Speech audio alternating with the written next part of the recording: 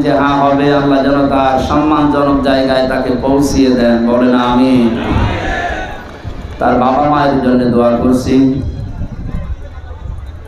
আলহাজ রহিমউদ্দিন ভরসা সহ তার স্ত্রী যারা ঘুমিয়ে আছেন কবরে, হায়াতে তাজ্জেবা সিহাতে কুল্লিয়া, সারা জীবনের যে ভালো কাজগুলো করেছিলেন আল্লাহ যেন মঞ্জুর করে, অন্যায় যেগুলো করেছিলেন দুনিয়ায় আল্লাহ যেন নিজ গুণে মাফ করে দেন।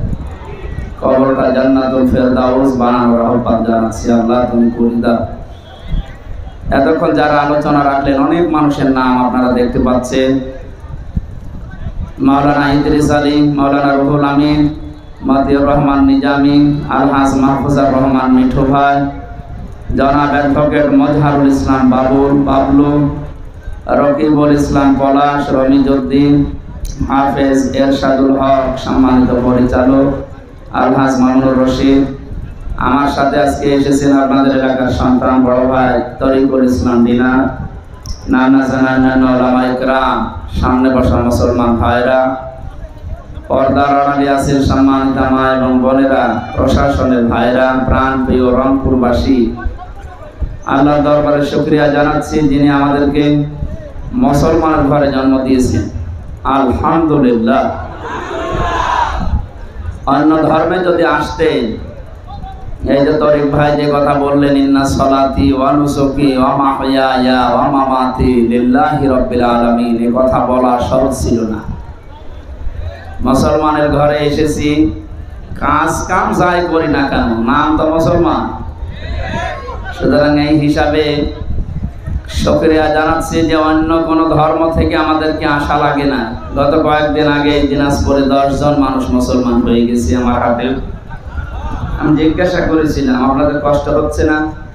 কষ্ট তো হচ্ছে, কিন্তু সত্যকে সত্য জানার পরে যদি কেউ অ্যাবাউট টার্ন করে চলে যায়, তার পরিণতি কি হবে আমরা শুনলাম দুনিয়া এবং মরণের পরে। ওনারা যেহেতু পুনরুত্থানে বিশ্বাস করেন, ওনারা আরেকবার দুনিয়ায় আসবে এই বিশ্বাস তাদের আছে। আমাদেরও বিশ্বাস ওই রকমই, আমরা আরেকবার আসবো না, কিন্তু আমরা আরেকবার জীবিত হব।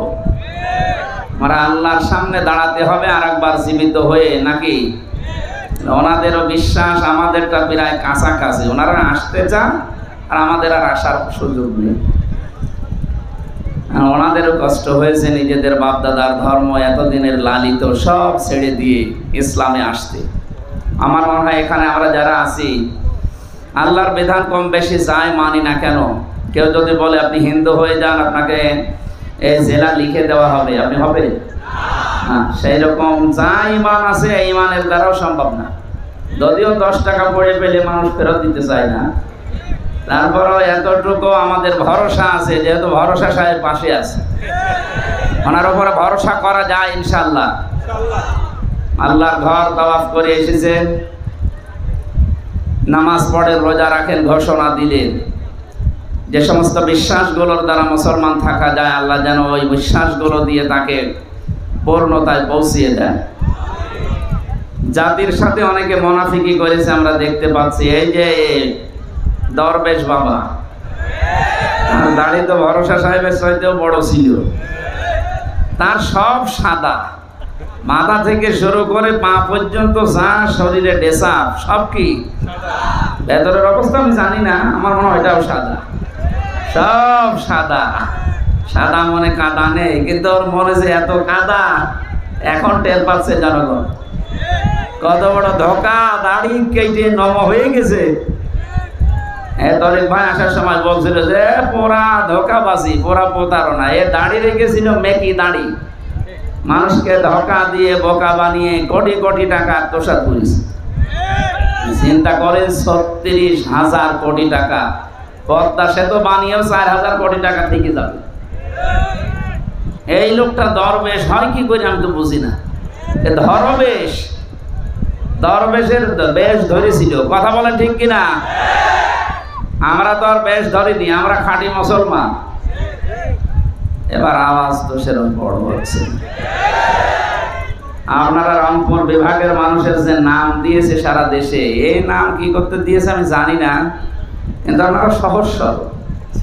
আমার গাড়িতে আসার সময় আমরা হরেন দেই, আর তাকিয়ে দেখে যে কে হরেন দিচ্ছে, একটু সাইড দেবে না, মানে এত একেবারেই সহজ সরল। তারপরও আপনারা রংপুর বিভাগের মানুষ, আমরা জানি অন্যান্য বিভাগের চাইতে এরা একটু গরিব মানুষ বেশি। আপনাদের জন্য এটা খুশির সংবাদ, কারণ গরিব মানুষ ধনীদের চাইতে 500 বছর আগে জান্নাতে যাবে। তাহলে হাদিস দ্বারা বোঝা যায় বাংলাদেশের অন্যান্য বিভাগের চাইতে রংপুর বিভাগের মানুষেরা জান্নাতে যাবে 500 বছর আগে। অনেক বড় সুসংবাদ না? রাষ্ট্রপতি পেয়েছিলেন আপনারা চাচাকে, তারপরও সেরকম কিছু করতে পারেন নাই। যাক, যেভাবে আছে ওইভাবে থাকাই ভালো। যেন আমরা চট্টগ্রাম, সিলেট, ঢাকা এদের চাইতে 500 বছর আগে যদি আল্লাহ জান্নাতে যেতে পারি, ওরা হাজার হাজার বছর হায়াত পেয়ে যা পারবে না, আমরা জান্নাতে প্রবেশ করে তার চাইতে অনেক বেশি পেয়ে যাবো ইনশাআল্লাহ। আল্লাহ যেন সেই সুযোগ আমাদেরকে করে দেন। দল, মত, জাতি, বর্ণ, ধর্ম নির্বিশেষে আমরা এসেছি। এটা কোনো দলীয় অনুষ্ঠান না, এটা কোরআনের অনুষ্ঠান। হাদা বায়ানুল লিন্নাস হুদাল লিন্নাস। আল্লাহ বলেন কোরআন শরীফ সবার জন্য। আজ হিন্দু কোনো মানুষ যদি বলে আমি কোরআন পড়তে চাই, আমি সেদিন যশোরে একজন মুসলমান হয়েছিল, কলেজের এক অধ্যাপক, জিজ্ঞাসা করলাম স্যার আপনি? হ্যাঁ, আমি শুধু আপনার বক্তব্য শুনি মুসলমান হচ্ছে তা না, আমি কোরআন পড়েছি আজ 3-4 বছর। কোরআন শরীফ আপনি ধরলেন, ধর্ম না মানে? আমাদের দেশের ভেতরে, বিশেষ করে বাংলাদেশ আর ভারতে, কিছু মুসলমান আমরা মনে করে কোরআন শরীফ কারোর জন্য ধরা ঠিক না, এটা শুধু আমাদের জন্য না। এই যে ওযু ছাড়া কোরআন শরীফ ধরা যাবে না, এটা মত পার্থক্যপূর্ণ মাসলা। এটা কোরআনে কারিমে আল্লাহ জানিয়েছেন ইন্নাহু লাকুরআনুন কারীম ফি কিতাবিম মাকনুন লা ইয়ামাসসুহু ইল্লাল মুতাহহারুন। সূরা ওয়াকিয়ার ভেতরে আছে 77, 78, 79 নাম্বার আয়াত। আল্লাহ পাক বলেন অবশ্যই এটা সম্মানিত কোরআন, সুরক্ষিত করা আছে সংরক্ষিত জায়গায়, পবিত্র ফেরেশতারা ছাড়া কেউ এটা স্পর্শ করে না। এবার আসেন তো বাস্তবে আয়াতটা মিলিয়ে দেখি যে কত ক্ষতি হয়ে যাচ্ছে আমাদের এই মাসলা ঘোষণা দেওয়ার কারণে। যারা বলেন যে ওযু ছাড়া কোরআন শরীফ ধরা যাবে না, অন্যান্য জাতির লোকেরা এর কাছে আসতে পারবে না, হেদায়েতের মশাল দিয়ে আল্লাহ পাঠিয়েছেন, তার নাম কোরআন শরীফ। তার নাম কি? কোরআন বাদ দিয়ে হেদায়েত দিতে পারে কেউ আছে দুনিয়ায়? নেই। এমনকি কোরআন যেখানে নেই ওখানে যদি কেউ ভালো হওয়ার নিয়তেও যায়, আল্লাহ নিজে দায়িত্ব নিয়ে তাকে আরো খারাপ বানিয়ে দেয়। কথা বুঝতেছেন না? বোঝেননি? মানিত্তাবাআল হুদা বিগাইরিল কোরআন আদাল্লাহুল্লাহ, তিরমিজি শরীফ। এই কথা বলেন কেন? কষ্ট হচ্ছে, আমরা দেখতে পাচ্ছি ওইভাবে থাকেন। দিনের বেলা আসলে অনুষ্ঠানগুলো হয় না, রাতের বেলা শীতের সময় হয়। আপনারা ছাড়েন না, আমিও পারি না। আল্লাহু আকবার। কি করবো, এত চাপ চলছে এই স্বাধীনতার পর থেকে। আলহামদুলিল্লাহ, আল্লাহ যে স্বাধীনতা আমাদেরকে দিয়েছে, কোটি কোটি বার শুকরিয়া জানাচ্ছি। আগস্টের 5 তারিখের আগেও এই দেশে আমি জামাতে ইসলামী করি, আমি বিএনপি করি, এ কথা বললেই মাস শুরু হয়ে যেত। জেল জরিমানা কেস কান্ত আছে, তো পোড়াটা আল্লাহ একেবারে পাহাড়ের মতো উল্টিয়ে দিয়েছে। এখন এই দেশে কারো বুকের পাঠা আছে যে বলতে পারে আমি আওয়ামী লীগ করি? বলে দেখেন তো, জায়গায় কবর হয়ে যাবে না। কালকে জোর করে নামাজ পড়াতে এসেছিল বায়তুল মুকাররমে, পিটিয়ে বের করে দিয়েছে মানুষ। কারণ ওই দলে যারা আছে, ওর নামাজ পড়া তো দূরের কথা, ওর নামাজ ওর পেছনে হবে কি করি? যে লোকটা নৌকা মার্কা নিয়ে দাঁড়াতে পারে, ওর পেছনে নামাজ হয় নাকি আরো নিচে নামা লাগবে? আমার মনে হয় বাংলাদেশে নৌকা মার্কায় না দাঁড়িয়ে কেউ যদি কুকুর মার্কায় দাঁড়ায়, তাও সে পাস করার সম্ভাবনা সামনে আছে। কিন্তু এটাকে আল্লাহ একেবারে ঘৃণিত করে দিয়েছে। ইয়াজিদকে যেমন ঘৃণিত করে দিয়েছে, ইয়াজিদ নামটা কিন্তু ভালো, তো এত ঘৃণিত করে দিয়েছে জুলুম করার কারণে। একটা হিন্দুকেও যদি বলেন, ও কিন্তু ইসলাম কিছু জানে না, তারপরও যদি বলেন তোর ছেলে হয়েছে 5,000 টাকা দেবো, ইয়াজিদ রাখ, একটা নাম হইল, ও গালি। ইয়াজিদ নামটা হিন্দুর কাছেও গালি। আমি তো বিশ্বের বহু দেশে গেছি, ইহুদি, খ্রিস্টান, বৌদ্ধ, হিন্দু, মুসলমান সবার সাথে আমার মেশাজ। ইয়াজিদের নাম আমি আজ পর্যন্ত কারো শুনিও নি, কোনো জায়গায় পাইও নি, অথচ নামটা কত সুন্দর দেখিয়েছেন, ইয়াজিদ। আজ যারা সুন্দর নামের বড়াই করে আপনাদের এই বিভাগের এই জেলার বৌমা, এই নামটাও গালি হয়ে যাবে। কালের আবর্তনে দেখবেন এই নামটাও মানুষ গালি হিসাবে ব্যবহার করবে। কাউকে যদি ঘষেটি বেগম বলেন যেমন রেগে যায়, কাউকে যদি ওই নামে ডাকেন সেও রেগে যাবে। এটা শুধু ওনার জন্য না, দোষ হচ্ছে ওনার কাজকর্মের। এই যে জুলুম করেছিল মানুষের উপরে আল্লাহ, এই জন্য পৃথিবীর সৃষ্টি জগৎ যত আছে সবার ভেতরে ওনার প্রতি একটা ঘৃণা জন্ম দিয়েছে। এটা তো আমি বানিয়ে বললাম না। আপনি একটু তাকান বিশ্বের দিকে, যেখানে যাবেন এই নামটা এখন গালি। আমি কয়েকদিন আগে সিঙ্গাপুর, মালয়েশিয়া, থাইল্যান্ড, ইন্দোনেশিয়া যতগুলো দেশ ঘুরলাম, যেখানে এই নামই, কোন দেশে বাড়ি? বাংলাদেশ। এই একজনের নাম বলে, যেখানে একজন ফেরাউন আছে না, কি বল না নেই, উনি এখন শ্বশুর বাড়ি আছে। কোথায় আছে? যদিও শ্বশুর বাড়ি আপনাদের এখানে চলে গেছে, আল্লাহ মিলিয়ে দিয়েছে আর এক জায়গায়। অনেকে এখন আশা করছে নাকি ভরসা পাচ্ছে, এই ভরসার কারণে যে চট করে ঢুকে পড়বে। আসে, আপনি চট করে ঢুকে পড়বেন, তাহলে রংপুরের আবু সাইদের মা বাবার কি হবে? আমি এই যে আসলাম ওখান থেকে কয়েকদিন আগে, কবর জিয়ারতে গিয়েছিলাম, ওর মা আর বাবার যে রাগ দেখলাম আপনার উপরে। আপনি এসে দেখেন তো, পালানো ইমাম মসজিদে ঢুকেছিল বায়তুল মুকাররমে, তাই যদি জোতা পিঠা খায়, আপনি আসলে কি পিঠা খাবেন আল্লাহ ভালো জানে। এজন্য এরকম পাগলামি করেন না। পাগলামি করলে কিন্তু পাগলের মতো মার খাবেন, নাই তো আবার ভাবনা আছে আমাদের। কি আছে? আমরা আশা করছি কেউ যেন পাগলামি করবেন না। আজ 100 জন মানুষ আমরা যদি এদেশে থাকি, আজকের রাত 12:30টায় জরিপ বের হয়েছে, কালকে ইন্টারন্যাশনাল একটা আন্তর্জাতিক জরিপ বের হয়েছে। দেশে এখন 100 জনের 58 জন মানুষ চাচ্ছে যে দেশে ইসলামিক হুকুমত কায়েম হোক। মানুষের ভেতরে একটা পরিবর্তন এসে গেছে, দল মত নির্বিশেষে এটা আমরা সবাই চাচ্ছি। হ্যাঁ, অনেকে মনে করেন যদি ইসলাম এসে যায় তাহলে আমি যে ডাল খাই, কি হবে ডাল খাওয়া? আমি যে একটু লাল পানি খাই মাঝে মাঝে, একটু আকিস বিড়ি খাই, কি হবে এটা? কি হবে শোনে, এনাদের হচ্ছে আজিজ বিড়ি আর আমি থাকি আকিস বিড়ি। যারা এই সমস্ত খাবারের অভ্যাস আছে এদের হয়তো কষ্ট হচ্ছে যে না, ইসলাম আসলে আমাদের কি হবে, আমরা খেতে পারবো না। শোনেন, যদি ইসলাম কায়েম হয়ে যায়, এই যে তরিকুল ইসলাম ডিনার সাহেবের মুখে দাঁড়িয়ে নেই, উনি হয়তো বিড়ি খেতে পারে, যেহেতু বানায় নিজেরা। উনি যদি এখন মসজিদে প্রবেশ করে, মসজিদ আল্লাহর ঘর। কার ঘর? আমি ওনার বাবা মার কবর দেখতে গিয়েছিলাম, পাশে দেখলাম একটা মসজিদ, আর একটা মসজিদ ওনারা বানাচ্ছে। যত মানুষ ওখানে সেজদা দেবে কিয়ামত পর্যন্ত, সওয়াবগুলো আল্লাহ তার মা বাবা দাদা দাদির কবরে যেন পৌঁছিয়ে দেন। এখানে শিক্ষণীয় বিষয়ে, উনি মসজিদে প্রবেশ করার পর যদিও নেশা আছে ওনার, বিড়ি সিগারেট খাওয়া, কিন্তু মসজিদের ওর এরিয়ার ভেতরে বিড়ি সিগারেট খেতে পারবে? বলেন বলেন, কেন? পরিবেশটা এরকম।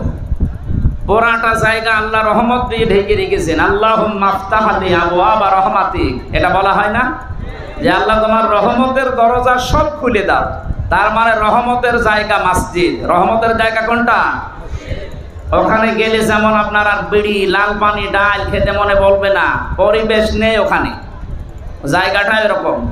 ইসলাম কায়েম যদি হয় এই দেশে, ইসলামী হুকুমত যদি আসে, পুরা বাংলাদেশের 56,000 বর্গ মাইল পুরা এরিয়াটাই হয়ে যাবে এরকম মসজিদের মতো। আপনার তখন মনে যাবে না যে একটু ডাল খাই, একটু বাবা খাই, না, আপনার মনই আসবে না। আপনি ব্যস্ত থাকবেন আল্লাহকে নিয়ে, রাসূলকে নিয়ে, আপনার পরকাল নিয়ে। সুবহানাল্লাহ বলতে পারেন নাই? আল্লাহ এরকম একটা পরিবেশ আমাদেরকে যেন উপহার দেন, বলেন আমিন।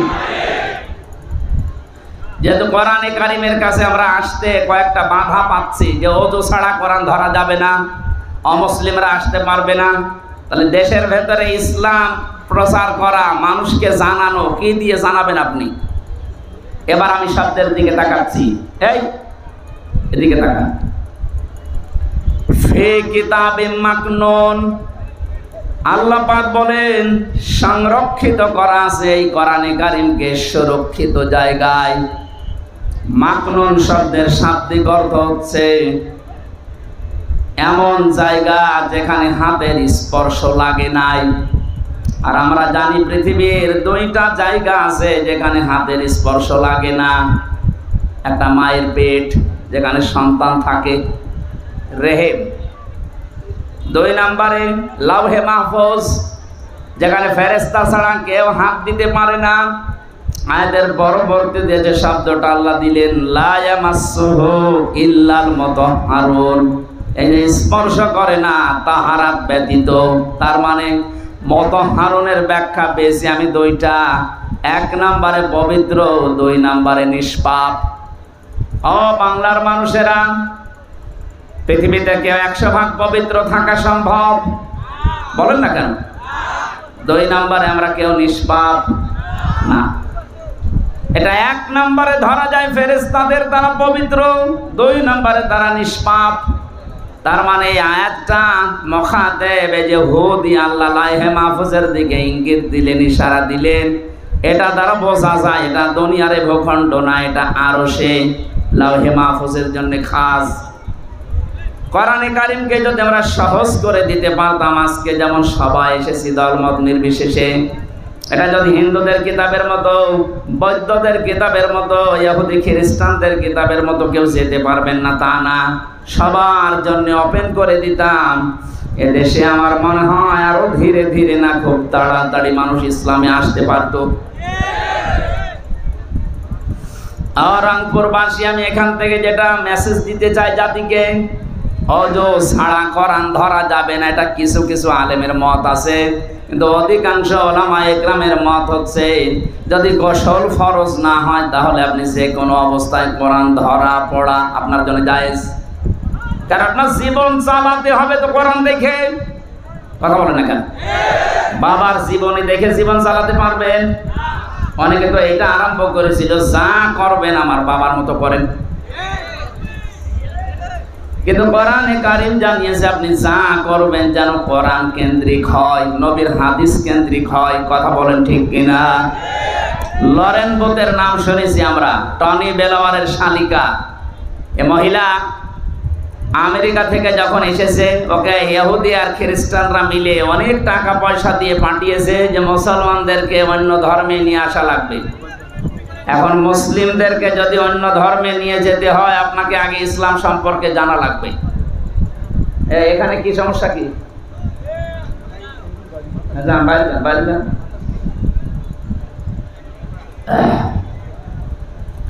লরেন বোথ এই মহিলা ইরানের তেহরান বিমানবন্দরে নামার পর এক মুসলমানকে ডাক দিয়ে বলছে, ভাই আমি মুসলমান হব না, আমি একজন খ্রিস্টান, কিন্তু আমি ইসলাম জানতে চাই। কোন বই পড়লে অথেন্টিক ভাবে ইসলাম জানা যাবে আপনি সেইটা আমার দিন।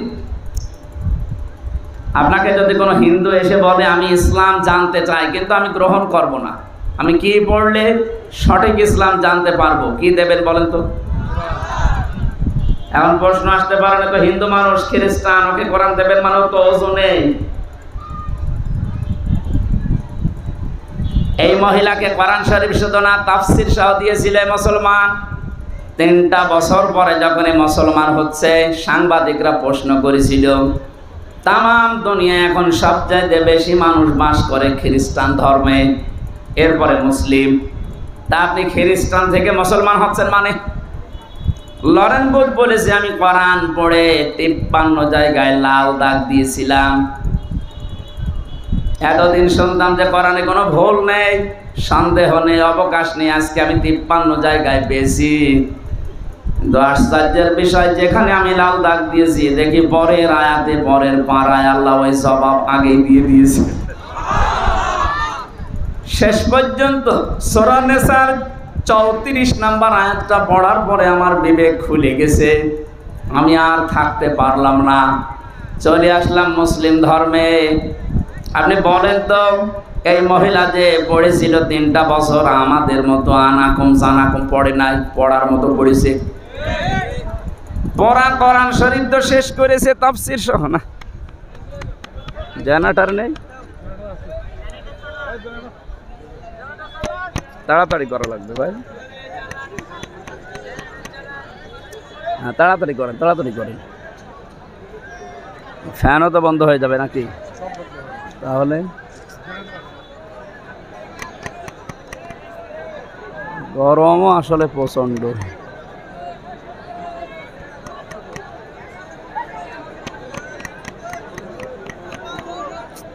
আরে ভাই এত দেরি হয় কি করে? ওখানে একজন বসিয়ে রাখেন।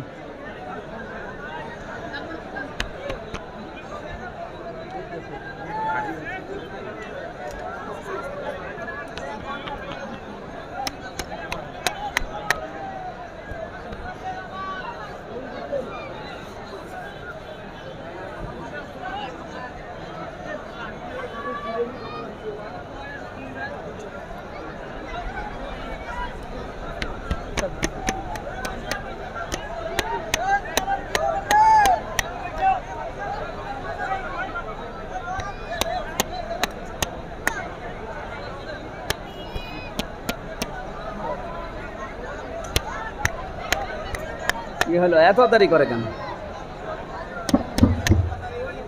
সুবহানাল্লাহ আলহামদুলিল্লাহ লা ইলাহা ইল্লাল্লাহ সুবহানাল্লাহ আলহামদুলিল্লাহ লা ইলাহা ইল্লাল্লাহ লা ইলাহা ইল্লাল্লাহ মুহাম্মাদুর রাসূলুল্লাহ।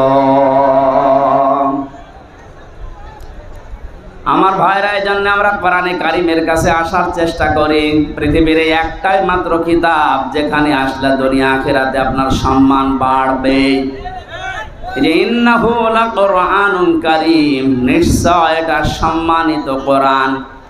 এই কোরআন শরীফ যদি টেবিলের উপরেও থাকে, টেবিলের উপরে কোরআন রাখার আগে কেউ যদি টেবিলের উপরে লাথি দেয় কেউ বেয়াদব বলে না। কোরআন থাকাকালীন কোনো মানুষ যদি টেবিলে পাও লাগায় সে যেই হোক তার বেয়াদব বলবে। এটা থাকলে যদি সম্মান বেড়ে যায়, আমাদের ব্যক্তি, পরিবার, সমাজ এবং এই রাষ্ট্রে যদি আজকে কোরআনে কারিমটা চলে আসে, আমার মনে হয় তামাম দুনিয়ার 228টা রাষ্ট্রের ভেতরে এদেশের মর্যাদা আল্লাহ বাড়িয়ে দেবে। 228টা না, 5টা রাষ্ট্র বাড়তেছে, 7টা। কয়টা? কথা বলছেন কেন? 7 সিস্টার নাম শোনেননি? ওরা আমাদেরকে পাকিস্তান থেকে এক টুকরা করেছিল, এক ভাগ করে দিয়েছে পাকিস্তান থেকে, এই জন্য নাকি পরম বন্ধু। তা আমরা এখন 7 টুকরা করে দিচ্ছি, তাহলে আমরা বড় বন্ধু? কথা বলুন না কেন? আমরা বড় বন্ধু না আপনাদের? আপনারা এক টুকরা করে যদি এত বড় বন্ধুত্বের দাবি করেন, সারা জীবন সব দিয়ে যাচ্ছি বন্ধু, তা আমরা তো 7 টুকরা করে দিচ্ছি। পৃথিবীর মানচিত্রে এখন রাষ্ট্রের সংখ্যা হবে 228টা না, 235টা। সুতরাং এত বড় উপকার করছে আপনাদের, সারা জীবনের জন্য আমরা আপনাদের বন্ধু। আজকে ডক্টর ইউনূস ঘোষণা দিয়েছে, এই দেশের কোন বিষয়ে সিদ্ধান্ত নেওয়ার জন্য ভারতের আর দরকার নেই, এ দেশের সিদ্ধান্ত আমরা নিজেরা এখন থেকে নিতে সক্ষম। এ কথা এই 15.5 বছরে কেউ বলতে পেরেছিল? খালি জি হুজুর ছিল। কথা বলছো না কেন? সুতরাং যে লোকটা এরকম কথা বলতে পারে, অবশ্যই তার পেছনে কোনো দেওয়াল আছে। আপনি উল্টা পাল্টা ধারণা করেন না যে না, 80 বছর বয়সে আর কি করবে। কি করবে মানে আপনি টের পাচ্ছেন? 7 সিস্টার স্থায়ী থাকবে না, নরমাল থাকবে না, এক ঘোষণা দিয়েই ও ছাতা ভেঙে গেছে, শুরু হয়ে গেছে অলরেডি। এই জন্য আমাদের উচিত কোরআনের কাছে আসা। সম্মান যদি দুনিয়া আখিরাতে আমরা বাড়াতে চাই, এটা ছাড়া বিকল্প কিচ্ছু নেই। 53 বছর আমরা বহু কিছু দেখেছি মানুষের তৈরি করা নিয়ম নীতি দিয়ে, কাঙ্ক্ষিত আমাদের শান্তি পাইনি। এখন শুধু বাকি আছে আল্লাহর কোরআন দিয়ে দেশ চললে কেমন দেখা যায়। কথা বলেন। 100 জনের 58 জন যখন চাচ্ছে, বাকিটাও আর বাকি থাকবে না, ইনশাআল্লাহ সব কোরআনের দিকে ধাবিত হবে। আল্লাহ এটা আমাদের চর্ম চোখে দেখে মরার তৌফিক দিন, বলেন আমিন। রবিউল আউয়াল মাস, এটা নবীজির জন্মের মাস। যদিও কিছু বেদাত এই দেশে চালু করা আছে রবিউল আউয়াল নিয়ে, এগুলো নিরসন করা দরকার। বিশ্ব নবীর জন্ম নিয়ে আনন্দ করার কথা কোরআন হাদিসে নেই, কিন্তু তার আদর্শ পেয়ে খুশি হবেন, আনন্দ করবেন, এটা কথা বুঝতেছেন? আমরা অনেক ইসলাম না বুঝে যদিও এই দেশে রবিউল আউয়াল পালন করার জন্য নবীর জন্মের একদিন ছুটি দেয়, সম্মান দেয় না, এটা না করে নবীর আদর্শটা আপনি পরিবার, রাষ্ট্রে, সমাজে কায়েম করেন, তাহলে তার আত্মার শান্তি যা পাচ্ছে আরো শান্তি বেড়ে যাবে। তিনি আমাদের জন্য সারা জীবন কন্দন করেছেন, কথা বলেন ঠিক কিনা? আর যেন কন্দন করতে না হয়। আমরা রবিউল আউয়াল মাসে শুধুমাত্র নবীজির জন্মের অনুষ্ঠানগুলো করে খেচুড়ি জিলাপি খেয়ে শেষ করে দেব না। আবেগে দুনিয়া চলে না, বিবেক দিয়ে চালাতে হবে। নবীজির জন্মের ইন্তেকালের 600 বছর পরে এই মিলাদ নামে এই শব্দটা দুনিয়ায় এসেছে, এর আগে এগুলো ছিল না। ইতিহাস পড়েন, 600 বছর পরের ঘটনা এগুলো, কিন্তু আমরা ওইটা নিয়ে আজ মাতামাতি করে অনেকে দল বেদল বিভক্ত হয়ে যাচ্ছি। যেটা আসল দরকার, তার আদর্শ কি ছিল? তিনি মায়ের কোলে যেদিন বসেছিলেন, হযরতে হালিমাতুস সাদিয়া, সিরাত ইবনে হিশামে পাবেন।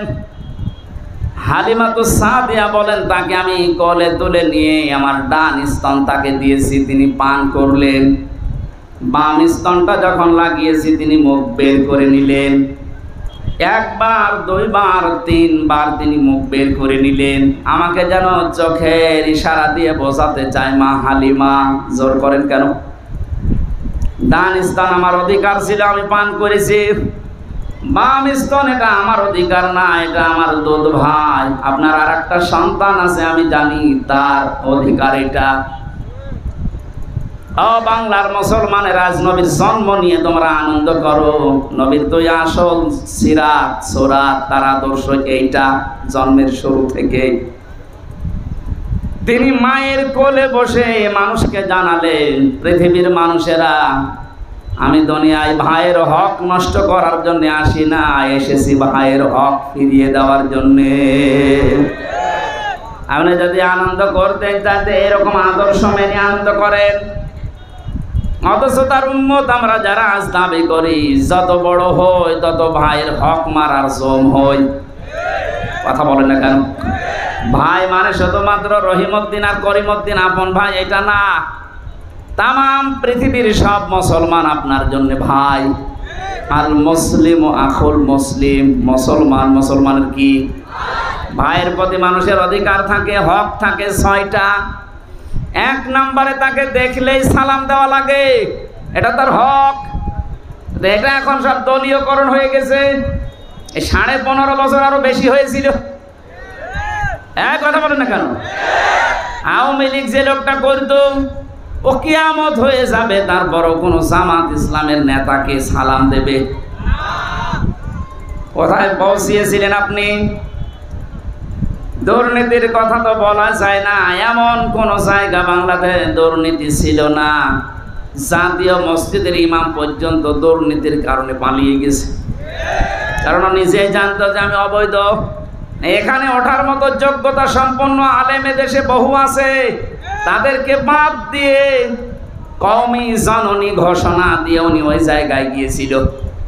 এই জন্যই তো জনগণ এখন আর মেনে নিতে পারছে না। কথা বলেন ঠিক কিনা? নিরপেক্ষভাবে, সঠিকভাবে, সত্য যেভাবে আসে ওভাবে যদি আসতো, একটা ইমামকে কেউ জুতা পিটা দিয়ে বের করে দেয়।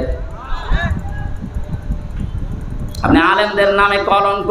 আপনার বাবা ভালো ছিল, শামসুল হক ফরিদপুরি রহমতুল্লাহ আলাইহি, আল্লাহ তাকে জান্নাতুল ফেরদাউস দান করেন। তার পেট থেকে কালপিঠ কি এসেছে? আলেমদের এখন সবচাইতে বড় কলঙ্ক হয়ে দাঁড়িয়েছে এই লোকটার কারণে। তামাম দুনিয়া এখন অনেকে এর কারণে আলেমদের খারাপ হবে, অথচ এটা আলেম না, এটা জালেম। এর দোসর আরো যারা ছিল, ফরিদউদ্দিন মাসুদ, প্রত্যেকটা এখন জালেমের 5-8টা গোলাম যারা ছিল, প্রতিটি আলেমের নাম নিয়েছে, এগুলো বড় জালেম। কারণ তারা জ্ঞান অনুযায়ী আমল করে নাই, দুনিয়ার স্বার্থ পেয়ে সত্যকে গোপন করে রেখেছিল। কথা বলেন ঠিক কিনা? আমরা হকগুলো আদায় করবো ইনশাআল্লাহ। মুসলমানের নবীজি নিজের মায়ের কোলে বসে যদি দুধ মায়ের কোলে বসে মানুষের ভাইয়ের হক নষ্ট না করে, হক ফিরিয়ে দেয়, আমরা যে আজ রবিউল আউয়াল মাসে এইটা নিতে পারতাম যে যতদিন দুনিয়ায় আছি কারো হক যেন আমার দ্বারা নষ্ট না হয়, তাহলে এ দেশে দরবেশের মতো আপনি মামলা খেতেন না। কথা বলেন না কেন? যে কয়জনই দায়িত্বে ছিলেন তাকান, আপনাদের এখানে যিনি ছিলেন তিনি এখনো লাল ঘরে। আমি মনে করতাম বরং মুখ মোটা মনে হয় ভালো মানুষ, এখন তার ফিরিস্তি বের হচ্ছে। এগুলো যদি আদালত কর্তৃক প্রমাণ হয় ওই লোকটার মরণ পর্যন্ত জেলে থাকা লাগবে। আপনি কি করলেন এত টাকা কামাই করে? পর পর আপনি মন্ত্রিত্ব পেলেন, এরপর আপনার জীবনটা শেষ করে দিলেন। এখন যাই করেছিলেন কিছু এখন ভোগ করতে পারবেন না। সারা জীবন ওই শানের উপরে মাটিতে ফলরে থাকা লাগবে। আমাদেরকে যেভাবে কষ্ট দিয়েছিলেন 3 বছর জেলখানায়, আপনাদের ওইভাবে আল্লাহ দেবে। রবিউল আউয়াল মাস যেহেতু, এটা আমি একটা গুরুত্বপূর্ণ শিক্ষা নিয়ে আয়াত পড়েছি, সূরা ফাতিহা 27 নম্বর আয়াত, প্রথম অংশটা। ফাতা মানে বিজয়। ফাতা মানে কি? আল্লাহ আমাদেরকে একটা বিজয় দেননি? এটা এখনো পর্যন্ত 100 জনের 14 জন স্বীকার করছে না এই দেশে। গত 15 দিনের রিপোর্ট এসেছে এই দেশে এখনো 100 জনের 14 জন মানুষ এই বিজয় পেয়ে আনন্দ না, এরা এখনো নারাজ। বিজয় পেয়ে যদি কেউ খুশি না হয় ওটা কি বৈধ সন্তান? 71-এ বিজয় পাওয়ার পরে যে মানুষগুলো খুশি না ওগুলো বৈধ না। এই 24-এর 5 আগস্টে বিজয় হওয়ার পরে এখনো যারা খুশি হতে পারেননি আপনিও এদেশের জন্য বৈধ না। কথা বলেন না কেন? যেখানে আপনার স্থান চলে যান। এদেশের বৈধ মানুষ আমরা যারা আছি এখানে বাস করার মতো তারাই থাকতে চায়, আর আপনি পরিচয় দিয়ে ঘুরে দাঁড়াতে পারবেনও না। আমার মনে হয় মাওলানা মামুনুল হক গত কয়েকদিন আগে ঘোষণা দিয়েছে এদেশে যারা জালেম ছিল 1628 জন নাম করা যারা চেয়ারে ছিল, আর এদের যারা দোসর ছিল বিভিন্ন জেলা উপজেলা থানাতে, এদের নামের তালিকা করে মোড়ে মোড়ে টাঙিয়ে দেন যেন এই জালেমরা মরণের আগে এদেশে আর ঢুকতে না পারে। আসলেই পিটিয়ে মেরে ফেলার দরকার নেই, হাড় মাড় ভেঙে দেবে। কারণ মানুষগুলো বহু মানুষের হাড় ভেঙেছে দুনিয়ায়। কথা বলেন ঠিক কিনা? আবু জেহেলের বাড়ি পায়খানা হয়েছে, কারণ সেখানে বসেও সলা পরামর্শ করতো ইসলামের বিরুদ্ধে, নবীর বিরুদ্ধে। তাহলে আমি এখান থেকে একটা মাসলা বের করতে চাই, আবু জেহেলের বাড়ি যে জায়গাটা কি কম দামি নাকি? কাবার পাশে কত দামি জায়গা বলেন তো? এত দামি জায়গা যদি শুধু জুলুমের বাস করার কারণে জালেমরা বাস করতো আর সলা পরামর্শ করতো ইসলামের বিরুদ্ধে, রসুলের বিরুদ্ধে, এই কারণে পুরা জায়গাটা আল্লাহ ইন্টারন্যাশনাল পায়খানা বানিয়ে দিয়েছে। এদেশেও যারা বিভিন্ন নম্বরে বসে বসে, আমি নাম নিলাম না, এই 34-35 নম্বর বাড়ি আছে না, কত রকমের নম্বরের বাড়ি, এ বাড়িতে যারা বসে বসে সলা পরামর্শ করতেন আলেমদের বিরুদ্ধে, ইসলামের বিরুদ্ধে, আর জালেমদের বসবাসের জায়গা এগুলো, আমার মনে হয় এগুলো জাতীয় পায়খানা বানানো দরকার। সারা দেশের লোক যাবে, মানুষ বুঝবে যে এটা আবু জেহেলেরই একরকম বাড়ি। কারণ জুলুম করলে সবার অন্তর থেকে মায়া মহব্বত তুলে দেন কে?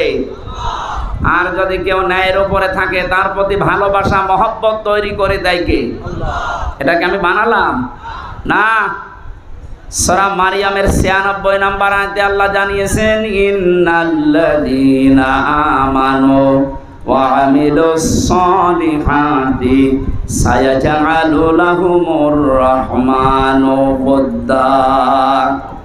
কোন মানুষ যদি ঈমান অনুযায়ী ভালো ভালো কাজের আঞ্জাম দেয়, নেক কাজগুলো করে, তার প্রতি সৃষ্টি জগতের মহব্বত ভালোবাসা তৈরি করে দেয় আল্লাহ নিজে।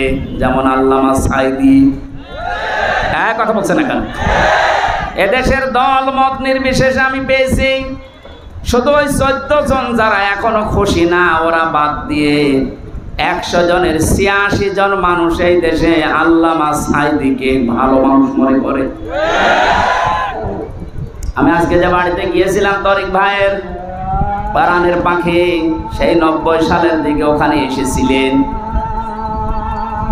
আজান দিচ্ছে, একজন জবাব দিয়ে দিলে হয়ে যাবে, অসুবিধা নেই। একজন জবাব দিয়ে দিন, হয়ে যাবে। আমরা কোরআনের সূরা ফাতিহা থেকে যে আয়াত পড়েছি, তাফসীর আকারে কথা বলার জন্য এগিয়ে যাচ্ছি। লাকাদ সাদাকাল্লাহু রাসূলাহুর রুয়া বিল হক। আল্লাহ পাক বলেন, অবশ্যই আমি আল্লাহ আমার রাসূলকে যে স্বপ্ন দেখিয়েছিলাম, এই স্বপ্নকে বাস্তবে রূপ দেব। এই যে রাসূলের যে স্বপ্ন, এই স্বপ্নকে বাস্তবতায় নিয়ে আসবেন কে? আমার প্রতিটি কথায় শিক্ষা আছে। রাসূলুল্লাহকে আল্লাহ যে স্বপ্ন দেখালেন, এই স্বপ্নকে বাস্তবে রূপ দেওয়ার ঘোষণা দিয়েছেন, বলেন তো কে? নবীজি এই স্বপ্ন বাস্তবায়ন করবেন না আল্লাহ? বলেন বলেন। এখন তো নবীজি নেই। এই যে রাসূলুর রুয়া বিল হক, রাসূলের স্বপ্নকে সত্য পরিণত করার দায়িত্ব সাদাকাল্লাহ আল্লাহ নিজে নিয়েছেন। যেহেতু নবীজি নেই, কিয়ামত পর্যন্ত উনি আসবে না, কিন্তু ওনার নায়েব আসবে। কথা বলে না কেন? ওনার নায়েবে রাসূল যারা, উত্তরাধিকারী যারা, আলেম যারা, কিয়ামত পর্যন্ত এরাও যত স্বপ্ন দেখবে, এদের এই স্বপ্নগুলো দুনিয়ায় বাস্তবায়ন করার দায়িত্ব কার? আপনি আয়াতটার বাস্তবে মিলান। ১৫০০ বছর আগে নবীজি দেখেছিলেন যে আমি হজে যাচ্ছি, নিরাপত্তার সাথে হজ করে আবার ফিরে আসছি। যদিও তিনি বাধা পেয়েছিলেন। হুদায়বিয়ার সন্ধির সময় ১৩৯৯ জন মানুষকে নিয়ে বিশ্ব নবী মুহাম্মদুর রাসূলুল্লাহ সাল্লাল্লাহু আলাইহি ওয়াসাল্লাম তিনি বায়াত গ্রহণ করিয়েছিলেন যে ওরা ওসমানকে আটক করে ঘোষণা দিয়েছে যে মেরে ফেলেছে। একটা মানুষকে বিনা কারণে যে মেরে ফেলেছে, বিনা অপরাধে যারা মারতে পারে, তাদের এই শাস্তি না দিয়ে আমরা মক্কা থেকে মদিনায় ফেরত যাব না। কি পেলেন এই ঘটনার দ্বারা? এটা ইবনে কাসিরের ভেতরে আছে।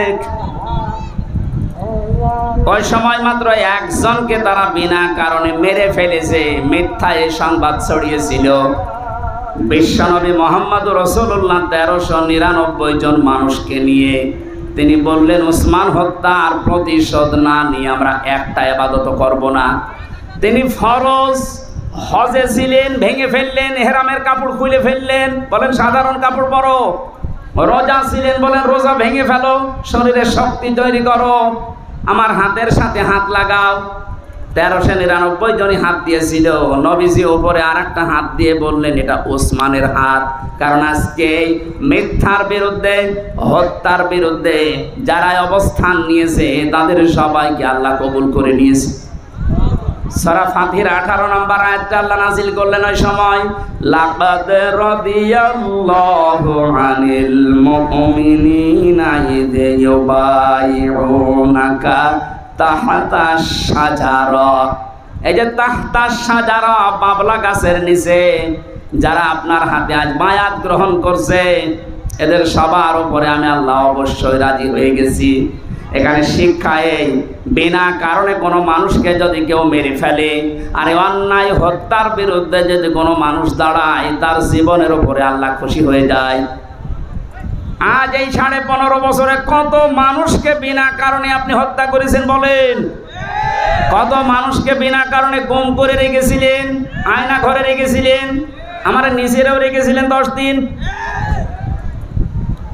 কত মানুষকে আপনি এই দেশ থেকে বিনা কারণে বিচারের আগে আপনি হত্যা করে গুম করে শেষ করে দিলেন। আমার মনে হয় এই দেশের এখন 18 কোটি মানুষ যদি এই সিদ্ধান্ত নেয়, ওরা যদি ওসমান হত্যার সিদ্ধান্ত নিতে পারে, ওসমান হত্যার বদলা না নিয়ে আমরা কোনো হজ, কোনো রোজা, এমনকি মদিনায়ও ফেরত যাব না। আজকে 18 কোটি মানুষ সিদ্ধান্ত নেওয়ার সময় 15.5 বছরে যত গুম, খুন, হত্যা, রাহাজানি হয়েছে, যত টাকা আত্মসাৎ হয়েছে, এগুলোর প্রতিশোধ না নিয়ে ওদেরকে দেশে আসতে দেব না। আমাদের 18 কোটি মানুষের উপরে আল্লাহ খুশি হয়ে যাবে। তিনি যে স্বপ্নগুলো দেখলেন, আবার কারেন্ট চলে গেল।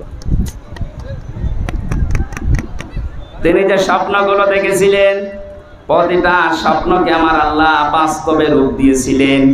আমার তো আয়াত পড়ার পরে এখন এই ১৫০০ বছর পরে মনে হচ্ছে নবীর স্বপ্ন যেভাবে আল্লাহ দেখিয়েছেন, এখন নবীর নায়েব যারা, নবীর উত্তরাধিকারী যারা, নায়েবে রাসূল যারা, ওয়ারিস যারা, আলেম যারা, তাদের স্বপ্ন আল্লাহ রূপ দিচ্ছে। কোরআনের পাখি আল্লামা সাইদি বলেছিলেন, এদেশে জালেমরা ইঁদুরের গর্ত পাবে না। ঠিক কাজ পাচ্ছে না?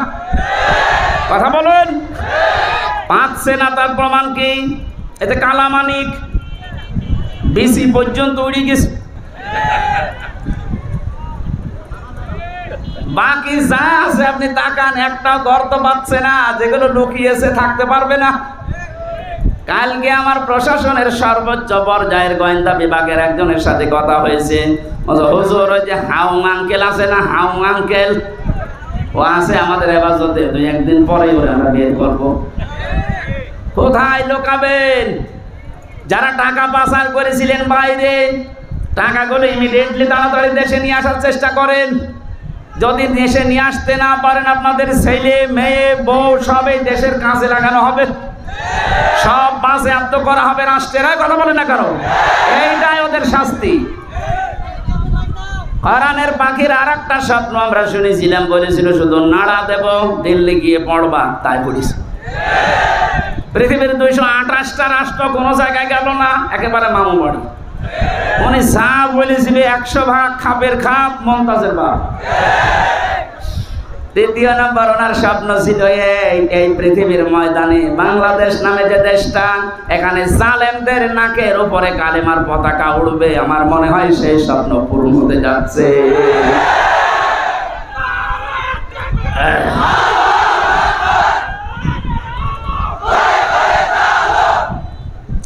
একটা হোস্টেলে ১০০ জন খাবার খায়, সকালে নাস্তা দেওয়ার সময় চিড়া আর মুড়ি দেওয়া হয়।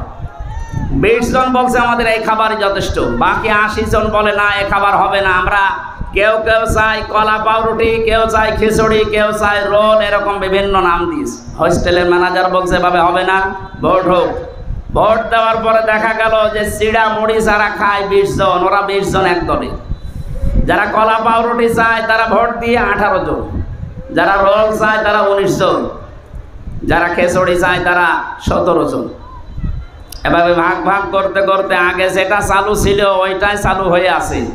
আমাদের এখন দেশের যা অবস্থা ঠিক এই পর্যায়ে, আমরা কিন্তু এখন ৮০ জন আর জালেমরা মাত্র ২০ জন।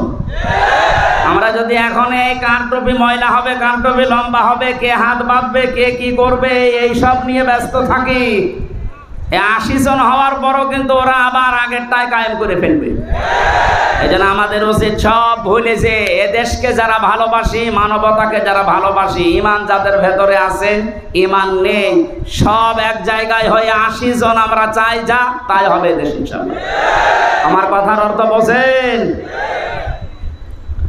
এই সম্ভাবনা, এই স্বপ্ন যেন আমরা ভেঙে নষ্ট করে না দেই। এ দেশকে অন্তত যারা ভালোবাসে তারা এ দেশে আবার আসবে। কথা বলেন না কেন? আর ওই যে ২০ জন যারা চিড়া মুড়ি চায়, ও যদি আবার আসে চিড়া মুড়ি করে দেবে। আল্লাহ আমাদেরকে হেফাজত করুন। রসুলের যে স্বপ্নগুলো আল্লাহ দেখিয়েছিলেন সব যেমন সত্য প্রমাণিত করেছেন, আলেমদের স্বপ্ন আল্লাহ সত্য প্রমাণিত করবেন ইনশাআল্লাহ। লা তাদখুলুন্নাল মাসজিদাল হারামা ইনশাআল্লাহু আমিনিন। হে নবী, আপনি মসজিদে হারামে নিরাপত্তার সাথে কোন রকমের চিন্তা ছাড়া প্রবেশ করবেন। এখনো পর্যন্ত ওইটা জারি আছে। হারামের এলাকায় যারাই প্রবেশ করে তারা নিরাপত্তা পেয়ে যায়। আমাদের পুরো বাংলাদেশের ৫৬,০০০ বর্গ মাইল হবে হারামের মতো পবিত্র ইনশাআল্লাহ। বলেন, পুরা এরিয়াকে আমরা কোরআন দিয়ে, হাদিস দিয়ে, নবীর আদর্শ দিয়ে রবিউল আউয়াল মাসে সিদ্ধান্ত নেব, এমন ভাবে সাজাবো যে দেশে প্রবেশ করলে সে নিরাপত্তা পেয়ে যাবে। এখনো পর্যন্ত সে পরিবেশ কায়েম হয়নি, এখনো আমাদের আতঙ্ক আছে, এখনো অনেককে পিটিয়ে মেরে ফেলা হচ্ছে। এক কথা বলেন না কেন? মানুষ পিটিয়ে মেরে ফেলা এটা রাষ্ট্রের জন্য অশনি সংকেত। সুতরাং বাইতুল মুকাররমে যারা সন্ত্রাসী কর্মকাণ্ড চালিয়েছে গতকালকে, এর আগের দিন যারা তোফাজ্জেলকে পিটিয়ে মেরেছে, প্রত্যেকটা হত্যার বিচার দাবি করছে ইনশাআল্লাহ। কাউকে যেন ছাড় দেওয়া না হয়, তাহলে জালেমরা আবার বেঁকে বসবে। আল্লাহ আমাদেরকে বোঝার তৌফিক দিন, আমিন। এখন নামাজ পড়বেন এখানে, আর সময় নেই, আমরা মোনাজাত করে শেষ করে নামাজ পড়ে যান। আল্লাহুম্মা আমিন। লা ইলাহা ইল্লা আনতা সুবহানাকা ইন্নী কুনতু মিনাজ জালিমিন। আল্লাহ তাআলা প্রচন্ড গরমের ভেতরে আমাদের দুই দিকে ফ্যান চলছে, এরপরও আমরা নিরাপত্তা পাচ্ছি না। গরমে ভেতরে ঘেমে চলছে। তোমার বান্দা বান্দিরা এত কষ্ট করে বসে আছে।